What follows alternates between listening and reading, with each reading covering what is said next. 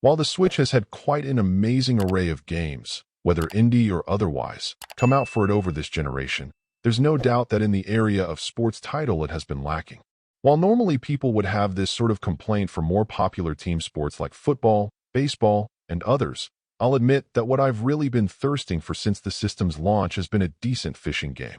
Sure, there are quite a lot of them out there, but most of them have been middling at best, with many simply being awful. When I heard about Nice Day for Fishing, with the promise that it would be a fishing-based RPG, I'll admit that I was quite excited by the possibilities. Granted, while I do enjoy the game's humor, I'll admit that getting things going is a little slow. There's some silly world building going on to start, with you playing the part of what would seem to have normally been a goofy one-track NPC character amidst a town full of heroes. When things go very wrong with an ancient evil having been unleashed, fate has different plans though.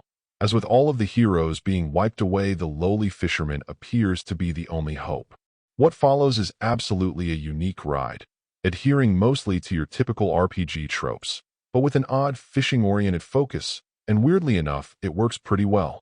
Of course, the first question should be how well the fishing is handled, and on the whole I'd say it's pretty satisfying as long as you're open to a different sort of experience. Each fish you try to catch ends up working out like combat, with you being able to hold down your attack to wear down your enemy. The further you go, and the tougher the fish get, the more involved you'll need to be, learning to parry their attacks to minimize your damage and cast spells that can be very helpful in a pinch. You'll also often need to use a magnet on your line for retrieving sunken cargo and treasures, and when you need to begin using ocean currents to get to tough spots, it gets to be quite a challenge, but also very fun. While it does take a bit too long for the training wheels to get removed, you will finally get to a point where you're free to decide how you want to proceed with upgrades, and at that point it gets to be even more engaging.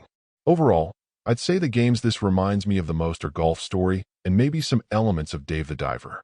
It's constructed in a clever way, making for an adventure that doesn't feel quite like anything else I've played, and that's always a plus.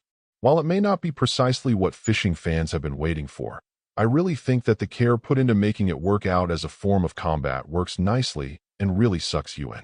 I can see where people who could struggle with the timing needed to parry attacks effectively, especially in periodic boss battles, would get frustrated since they're essential to keeping you alive, but with a bit of grinding and the right equipment, you should be able to compensate pretty well overall.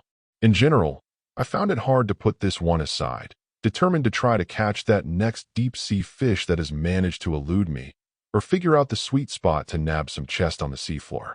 Not everyone may agree it's a hit, but if you're a fan of RPGs or fishing, this feels like a creative and well-implemented good time.